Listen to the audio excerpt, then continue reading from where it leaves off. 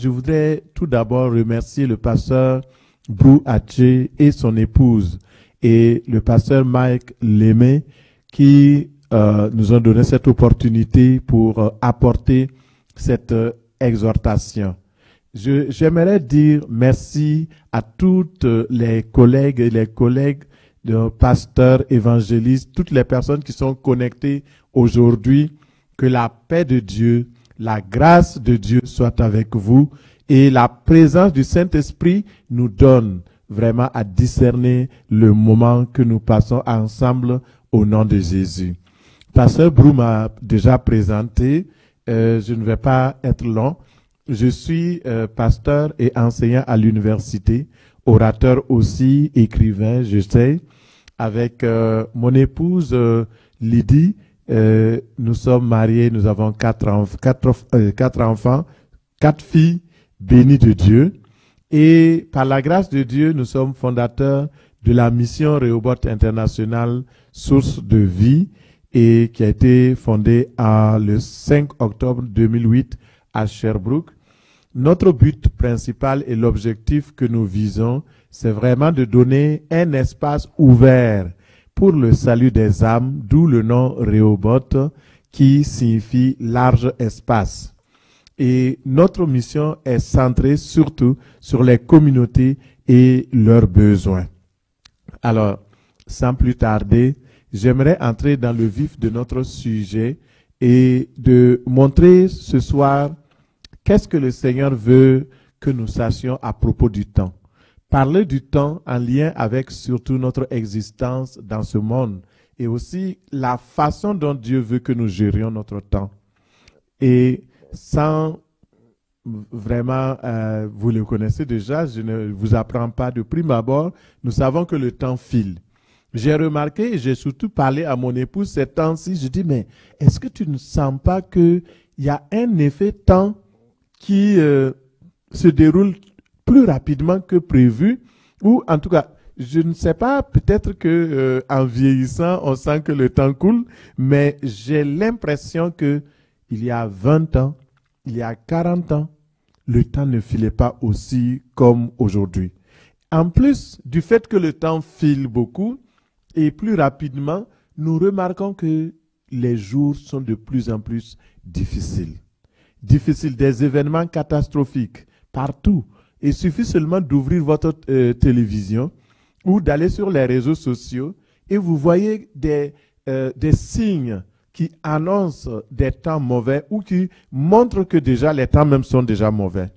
Bien-aimés collègues, bien-aimés frères et sœurs en Christ, j'aimerais te dire ce soir que nous traversons des jours mauvais et les jours mauvais de la terre.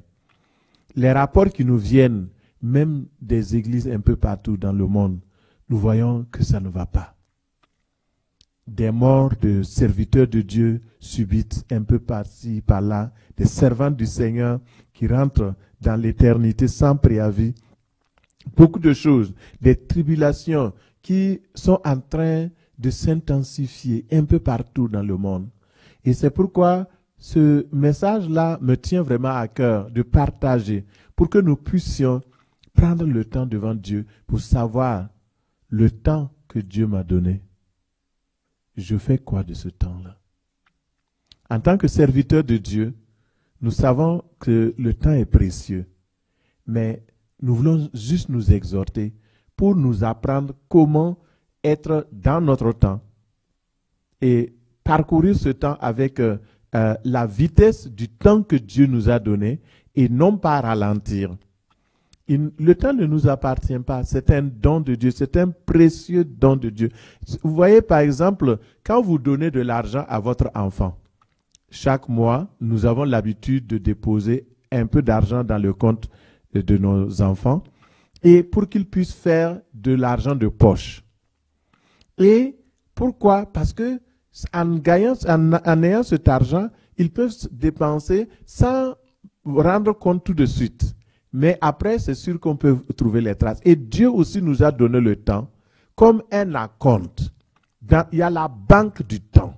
Et cette banque du temps, Dieu nous met le temps par jour, 24 heures. Et maintenant, il veut savoir comment nous gérons ce temps-là. Et Dieu va nous demander des comptes par rapport à comment j'ai géré mon temps sur la terre, par rapport à comment tu as géré ton temps sur la terre.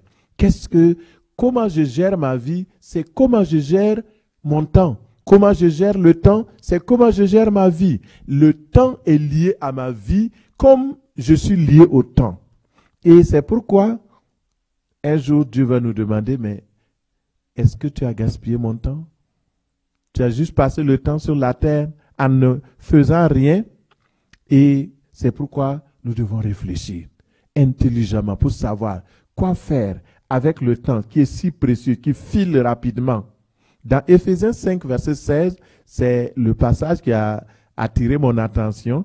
Éphésiens 5, verset 16, nous allons lire la parole de Dieu. Éphésiens 5. Commençons au verset 15 déjà. Je vais lire dans deux versions. La première version, c'est le Louis II, et la deuxième version, c'est la Bible du semeur.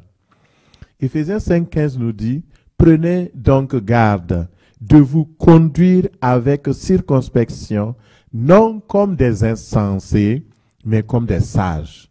Rachetez le temps, car les jours sont mauvais. C'est pourquoi ne soyez pas inconsidérés, mais comprenez quelle est la volonté du Seigneur. » Amen. Et dans la version de la Bible du semeur, il est écrit, « Veillez donc avec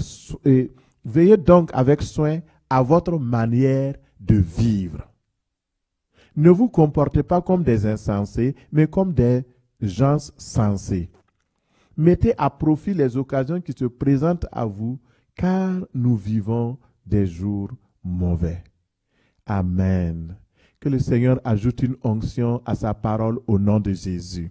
Rachetez le temps, car les jours sont mauvais. Et la raison pour laquelle Dieu nous interpelle par rapport au temps, c'est parce que justement les jours sont mauvais. Dans les bons jours, on n'a pas besoin de racheter le temps. Dans les bons jours, on peut se permettre de gaspiller le temps. Mais dans les mauvais jours, dans les jours difficiles, il faut faire attention parce que le temps devient plus précieux que jamais. Alors, donc, nous allons aborder l'exhortation de ce soir en 3 points. Le premier point, quels sont les signes qui montrent que les jours sont mauvais? Pourquoi pouvons-nous affirmer maintenant que les jours sont mauvais? Et que faire en temps pareil, dans des jours mauvais, dans des jours de confusion? Que faire? Deuxième point, qu'est-ce qu'il faut comprendre par l'expression même « racheter le temps » ? C'est quoi racheter le temps? Et enfin, comment racheter le temps? Alors, et les signes des mauvais jours, je n'ai pas besoin d'étaler là-dessus parce que tout le monde voit. Comme j'ai dit tantôt, il suffit d'ouvrir votre télévision, votre téléphone. Vous voyez directement les temps mauvais qui sont là, qui se présentent à vous. Il suffit de sortir, il suffit de rentrer. Partout, on voit que les temps sont mauvais. Le jour mauvais, les temps mauvais, c'est des temps au cours desquels la pression de l'adversaire, le diable, se fait de plus en plus sentir et sous plusieurs formes. C'est ça qu'on appelle les jours mauvais. Ça peut se matérialiser par des maladies, des souffrances, des tribulations, des épreuves, des temps de persécution. Mais ce sont des temps difficiles, des temps où l'homme cherche quoi faire.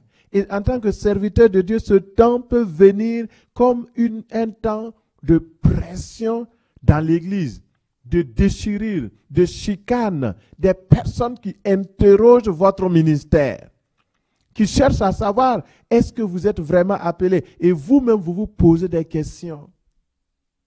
Alors comme j'ai dit, je ne vais pas insister là-dessus, vous savez très bien, mais sachez que à la fin de l'année 2023, le Seigneur m'a donné un songe dans lequel il m'a parlé et de faire attention au temps.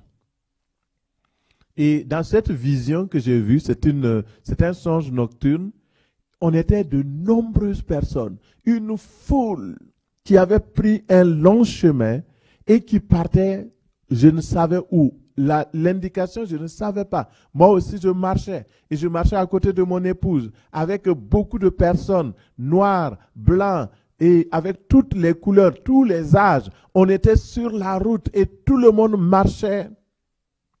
Tout le monde marchait. Et ce voyage, au début, était agréable et plaisant. Mais soudainement, j'ai commencé à voir que l'atmosphère avait changé. Il y avait des pluies qui avaient commencé. Le tonnerre grondait. Par-ci, par-là. Il y avait des problèmes. Et je pouvais apercevoir que tout à coup, la route sur laquelle même nous marchions avait commencé à se déchirer. Et partout, les gens ont commencé à hurler, à se demander qu'est-ce qui se passe. Les intempéries étaient là et les effets étaient énormes. Et la terre avait commencé à se déchirer même sous nos pieds. Et puis nous sommes arrivés sur un lieu élevé, c'était un pont.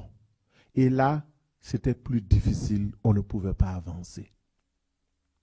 Et pendant ce temps, quand j'observais tout cela, les tremblements de terre, les fissures, les grondements, les bruits de tonnerre partout, des craquements, des blocs qui tombaient, qui se détachaient et qui tombaient du pont. Et les hommes et les femmes qui étaient sur le pont, les gens tombaient et allaient dans des profondeurs. J'ai entendu des cris, des pleurs, des gémissements de milliers et de milliers de personnes. Et beaucoup tombaient, disparaissaient. Et j'ai beaucoup de choses que je pourrais vous raconter, mais ce soir, ce sera trop long. Et finalement, je me suis retrouvé dans un endroit où c'était plus difficile. Et ça craquait, les gens pleuraient, s'accrochaient. Et quand j'ai fini, donc, le rêve a continué, c'était beaucoup de choses. Et j'ai pris 3 jours de jeûne et de prière, comme certains l'appellent le jeûne d'Esther, sans manger ni boire.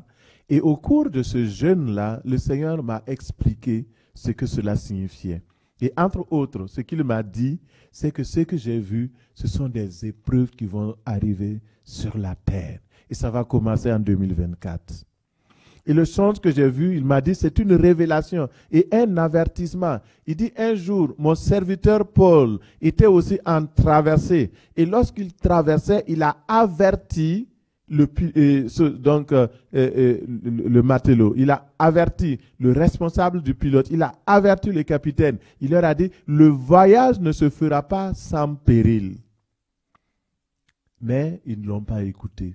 Mais le Seigneur m'a dit, avertis mon peuple. Parle à toutes les personnes que tu peux et qu'ils comprennent que les temps sont mauvais. Les jours de la terre sont mauvais actuellement. Et les signes sont visibles. Sur le chemin du voyage, j'ai vu que ça s'intensifiait au fur et à mesure que le temps progressait.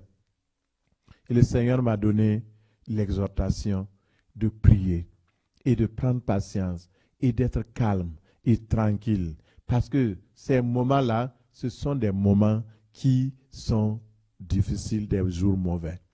Et dans Genèse 6, verset 12, excusez, on voit Dieu parler au temps de Noé. Il dit, Dieu regarda la terre. Dieu regarde la terre présentement. Il regarde cette terre-là. Et voici, elle était corrompue, car toute chair avait corrompu sa voix sur la terre. Les jours mauvais, c'est un temps où le péché règne avec puissance, où la piété se relâche, où l'opposition s'enchaîne. La violence est terrible. Et vous le voyez partout. Comme au temps de Noé, nous voyons aujourd'hui les guerres, les conflits territoriaux. Nous voyons les alliances militaires malsaines qui se sont en train de se tisser. Les armements. Les pays n'ont jamais, d'après ce que l'on dit, les pays du monde n'ont jamais mis autant d'argent pour acheter des armes militaires. Tout le monde est en train de s'armer. Et vous voyez aujourd'hui beaucoup de choses qui se font. Les départs soudains, les départs prématurés de serviteurs, de servantes de Dieu, les rumeurs, les effets climatiques. Regardez par exemple à la Mecque récemment, les gens sont partis soi-disant qu'ils sont partis chercher Dieu et plus de 1300 personnes mortes sous l'effet de chaleur, sous l'effet de bousculade, sous l'effet, etc. Et beaucoup sont retournés avec le coronavirus. Imaginez, pour aller contaminer encore. Vous voyez, ce sont ces temps-là qu'on appelle les jours mauvais. Et je vous raconte une anecdote là pour terminer cette partie des jours mauvais avant d'aller dans le prochain. Alors, hier, j'étais avec mes filles à Montréal. Nous étions en attente dans une salle pour faire des passeports. Et ce que je vais dire là, vous n'allez pas croire vos oreilles. Et donc, on y avait une personne, un homme, qui était en file indienne, qui attendait aussi son tour pour aller faire son passeport. Puis, je regardais et j'ai vu donc l'agent de sécurité qui a amené une autre personne pour le présenter à cet homme-là qui était donc juste devant nous. Et là, ce qui se passe, c'est quoi?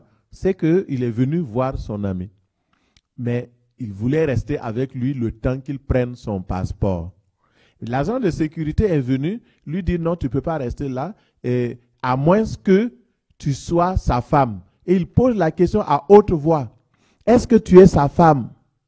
Mais c'est bien deux hommes bien barbus qui sont là. Il pose la question devant tout le monde.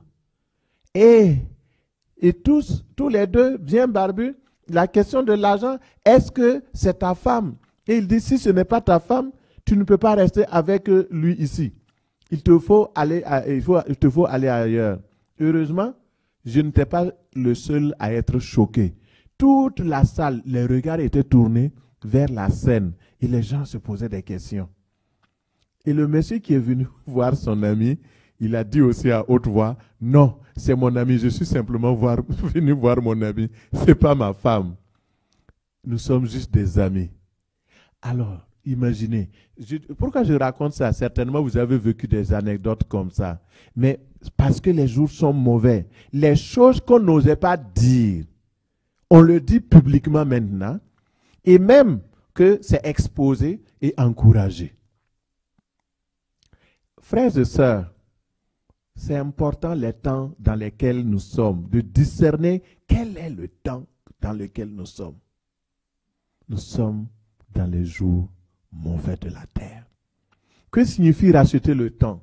Le Seigneur nous donne la solution pour contrer les jours mauvais, pour survivre dans les jours mauvais, pour vaincre dans les jours mauvais, pour faire le service de Dieu dans les jours mauvais. En tant que serviteur, servante de Dieu, la solution, c'est de racheter le temps. Le temps est un don de Dieu, je disais ceci, et c'est une des richesses extraordinaires que l'homme possède. Le temps est très, très, très précieux. Alors, qu'est-ce qu'il faut comprendre par l'expression « racheter le temps » ? Alors, l'exhortation ce soir porte sur cela. Racheter le temps.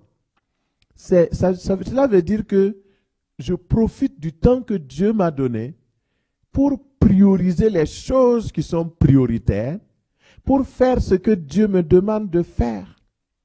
C'est une belle opportunité de saisir avec sagesse, de pratiquer ce que Dieu me demande de faire, sa volonté, et d'agir avec urgence pour sauver les âmes perdues. En tant que pasteur, en tant que serviteur de Dieu, apôtre, vous êtes évangéliste dans ce groupe et vous êtes là, vous vous demandez, oui, il y a beaucoup de choses à faire. Justement, ce que Dieu veut dire de racheter le temps, c'est de choisir, c'est de faire des choix pour faire les choses que lui, il nous demande. Parce que lui, il nous a créés pour de bonnes œuvres que nous devons pratiquer. Et c'est cela les choix. Racheter le temps, c'est bien utiliser le temps que Dieu nous a donné. Le temps passe très vite. C'est impossible de rattraper le temps qui est déjà passé. Quand vous l'avez perdu, c'est difficile de rattraper. C'est difficile. Mais la grâce de Dieu nous dit de racheter. Alors, ça veut dire qu'il faut mettre quelque chose en lieu pour pouvoir racheter. Si vous avez déjà vendu votre maison, vous avez déjà consommé l'argent. Et maintenant, l'ancien propriétaire veut revendre la maison et vous voulez racheter la maison parce que vous en avez la nostalgie, il faut mettre plus d'argent. Pourquoi? Parce que les maisons prennent de la valeur au fil du temps. La même maison que vous avez vendue. Donc le temps, lorsque vous rachetez le temps, il y a un sacrifice qui est lié à cela. C'est-à-dire qu'il faut perdre quelque chose pour pouvoir jouer et ravoir le temps que nous avons perdu. Et c'est pourquoi aujourd'hui, alors, il faut à un moment donné faire des décisions, supprimer certaines choses, supprimer certains programmes. Donc, supprimer et décider de faire ceci en lieu et place de cela pour pouvoir entrer dans le temps. Et cela prend de la sagesse. Et c'est le Saint-Esprit de Dieu qui peut seulement nous aider à racheter le temps. Par nous-mêmes, nous ne pouvons pas. Mais Dieu, il vient, il nous donne la sagesse, l'intelligence pour pouvoir racheter le temps. Alors, comme le temps est précieux, je vais aller vite et racheter moi-même mon temps de message. Que le Seigneur vous bénisse. Amen. Le temps dont nous disposons est limité, tellement précieux. Pour ne pas avoir des regrets, alors il faut racheter le temps. Le contraire de racheter le temps, c'est gaspiller le temps. Et racheter le temps, ça consiste à cesser de dépenser notre temps pour les inutilités, les futilités, les distractions vaines. Il y a beaucoup de choses que nous faisons qui n'ont rien à voir avec le ministère de Jésus-Christ. C'est cela, arrêtez de le faire. C'est peut-être coupé dans votre temps de télévision, dans votre temps, je ne sais pas, de sommeil, dans votre temps où vous faites des choses que vous savez que ça ne vous rapporte pas. Rachetez le temps. Alors, comment racheter maintenant le temps? Alors, je vous donne 5 points qui vont aider ce soir. Premier point, racheter le temps. Il faut mettre à profit les occasions qui se présentent à nous pour annoncer la bonne nouvelle du salut. Vaquer à la prière, prendre soin les uns les autres. Dans Romains 13, 11, il est écrit, « Cela importe d'autant plus que vous savez à quel temps nous sommes. » Il est important de mettre à profit les occasions qui se présentent à nous pour annoncer l'évangile de Jésus-Christ. Pourquoi? Parce que nous savons à quel temps nous sommes. C'est l'heure de nous réveiller en fin du sommeil, car maintenant le salut est plus proche de nous que lorsque nous avons cru. La nuit est avancée, le jour approche. Dépouillons-nous donc des œuvres de ténèbres et revêtons les armes de la lumière. Marchons honnêtement comme en plein jour, loin des excès et des l'ivrognerie, de la luxure et de l'impudicité, des querelles et des jalousies. Voici ce que la parole de Dieu nous dit. Nous devons mettre à profit le temps qui nous est imparti pour travailler, annoncer l'évangile. Le monde se perd actuellement. Beaucoup de monde se perd. Il y a plein de confusion. Les gens meurent et ne sont pas sûrs d'aller voir Dieu. Et nous, en tant que serviteurs de Dieu, notre mission, c'est de sauver ces personnes-là en leur annonçant la parole de Dieu. Dernièrement, nous avons pris la décision de racheter le temps. Personnellement, j'ai décidé devant Dieu de racheter le temps. Pourquoi? Parce que les jours sont mauvais. Et quand je regarde autour de moi, il y a beaucoup de choses à faire à l'église. Et quand vous avez une église, c'est difficile à gérer, hein? Ce n'est pas facile, Pasteur Brou. Mais quand vous avez 2 églises, 3 églises, 4 églises, 6 églises à gérer, ça devient encore plus difficile. C'est cela qu'il faut. Et de plus en plus, nous avons entrepris d'implanter des églises au Québec et hors Québec. Et cela prend de l'organisation, cela prend des initiatives, de racheter le temps pour pouvoir être proche, non seulement des communautés, mais aussi être capable de pourvoir à leurs besoins. Et c'est important, frères et sœurs, nous devons laisser tout ce qui est inutile. Tout ce qui est inutile, c'est quoi? C'est la malhonnêteté, les excès, l'ivrognerie, la luxure, l'impudicité, les querelles, les animosités, les querelles de clochers, les histoires bizarres Non, on n'a plus le temps. Maintenant, le temps est précieux. Deuxième point, comment racheter le temps? Il dit, prendre garde à la manière dont nous vivons. La sagesse. Ne vous conduisez pas comme des ignorants, mais comme des sages. Et dans une version, j'ai vu qu'il est écrit, ne vous conduisez pas comme des fous. Vous voyez, par exemple, les fous qui conduisent les voitures là, et ça finit par des accidents. Notre temps est tellement précieux que nous ne devons pas faire des accidents avec le temps. Faire un bon usage de notre temps. Il faut que nous soyons sages. Prenons les occasions pour rendre grâce à Dieu. Prier. Accélérer les choses qui sont là. Souvent, il y a des choses qui sont là, on remet à demain. On remet à demain. L'ennemi du temps, c'est le fait de remettre à demain. Ce qu'on peut faire aujourd'hui. Tu sais très bien que tu peux faire ça aujourd'hui, mais on paresse, on amène ça demain. La paresse, souvent, c'est là. Et nous savons que le temps peut être perdu par la paresse, la négligence, l'égoïsme, l'individualisme, l'obstination à dire non à Dieu. Ah oui, mais Dieu a dit, mais il n'a pas dit que c'est moi seul qui dois sauver le monde. Dieu a dit, mais il n'a pas dit que c'est mon église seule qui doit faire ceci. Non, nous devons travailler comme si nous étions seuls dans le monde par rapport au temps. Parce que quand Dieu va te demander par rapport au temps des comptes, il ne va pas demander à ton voisin. C'est pourquoi il faut travailler.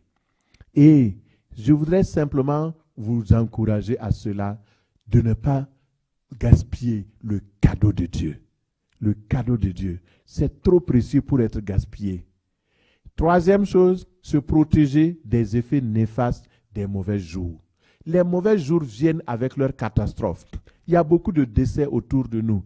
Et souvent, le diable profite. Dans le milieu chrétien, on néglige souvent certaines choses. Mais la réalité est là. Éphésiens 6:13 nous dit, c'est pourquoi prenez toutes les armes de Dieu afin de pouvoir résister dans le mauvais jour et tenir ferme après avoir tout surmonté. Les mauvais jours sont là, les armes des mauvais jours aussi sont là. Amen, alléluia. Dieu nous donne d'être vainqueurs parce qu'il nous a donné les armes. Nous ne sommes pas démunis. Nous sommes des serviteurs et des servantes de Dieu. Dieu ne peut pas nous laisser dans des mauvais jours sans nous armer. Et c'est pourquoi il dit prenez les armes. Chaque jour, la vérité comme ceinture à nos reins. Quand le diable vient nous mentir par rapport au temps, ah, tu as encore du temps, oh, il te reste quand même, oh, non, mais demain, tu peux ne pas aller évangéliser, hein. Tu sais, il y a telle occasion aussi qui s'en vient. Tu vas dire, Satan, arrière de moi, tu es un menteur. Aujourd'hui, il y a une âme qui périt, je dois le faire. Nous devons prendre la ceinture de la vérité, la cuirasse de la justice, l'épée du Saint-Esprit. Les chaussures qui sont le zèle que donne l'évangile de paix. Ce sont les armes avec lesquelles nous pouvons combattre et vaincre. Les armes sont là, le casque du salut. Nous avons l'épée du Saint-Esprit, la prière, l'onction de prière. Toutes les armes, prenez-les. Quatrièmement, faire preuve de sagesse en tout temps. Il dit, ne soyez pas fous, ne soyez pas déraisonnables, mais efforcez-vous de comprendre ce que le Seigneur attend de vous. Quelle est la volonté de Dieu? La volonté qui est agréable, la volonté qui est parfaite, la volonté de Dieu. Il faut savoir cela. Et finalement, la vigilance. Bien-aimés frères et sœurs, serviteurs du roi des rois, nous sommes très précieux aux yeux de Dieu. Il faut être vigilant. Vigilant en toutes choses. Par exemple, le monde ne nous offre pas des cadeaux. Et le temps ne nous offre pas des cadeaux. Parce que quand le temps file, la seconde qui passe, je ne peux plus le rattraper. C'est déjà perdu. C'est pourquoi il faut l'utiliser avec bon escient. Alors, apprenons à compter nos jours. Et nous allons terminer avec cela. Dans le psaume 90, psaume 90, le Seigneur nous parle. Et au travers de ce beau psaume que beaucoup on rebute, mais c'est un psaume vraiment merveilleux. Écoutez, Moïse, la prière de Moïse, c'est un homme de Dieu. Il savait que son temps était compté. Et lui-même, beaucoup de fois, il a vu comment ils ont gaspillé le temps par la rébellion. Ils ont gaspillé le temps par les murmures. Le peuple a murmuré. Moïse a vu comment c'est vraiment difficile. Et au verset 2, au verset 3 plutôt, tu fais rentrer les hommes dans la poussière. Et tu dis, fils de l'homme, retournez, car 1000 ans sont à tes yeux comme le jour d'hier, quand il n'est plus, et comme une veille de la nuit, tu les emportes semblables à un songe. Vous voyez, les songes là, ça ne dure pas. Et qui le matin passe comme l'herbe, elle fleurit le matin et elle passe. On la coupe le soir et elle sèche. Nous sommes consumés par ta colère et ta fureur nous épouvante. Tu mets devant nous nos iniquités et à la lumière de ta face nos péchés cachés. Tous nos jours disparaissent par ton courroux. Nous voyons nos années s'évanouir comme un son. La dernière fois, ma grande sœur est décédée. Ça fait maintenant 3 semaines. Et c'est là que j'ai réalisé, parce que je suis né, mais je ne connaissais pas vraiment mon âge. Mais quand son âge a été bien compté, parce que elle a fait l'objet d'un jugement. Et donc, ils ont pris le temps de mettre son âge. Mais quand j'ai vu son âge, ma grande sœur directe, 60 ans, ça m'a donné à réfléchir. Si elle a 60 ans, ça veut dire que je n'ai pas 50 ans. On n'a pas 10 ans de différence là. Alors, donc j'ai commencé à réfléchir, à savoir, mais écoute, et ça peut même être ton tour. Les gens ont peur de parler de la mort. Mais la mort fait partie du temps.